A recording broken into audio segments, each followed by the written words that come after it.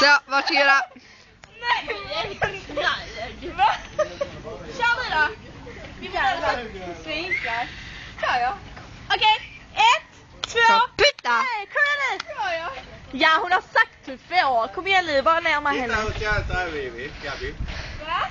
Nej men kolla där efter. Den där mitten och Ja, men säg det inte till Mimi. Titta bara.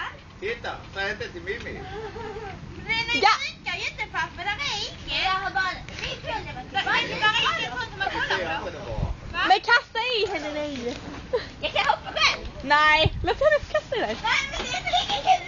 Jo, vad i...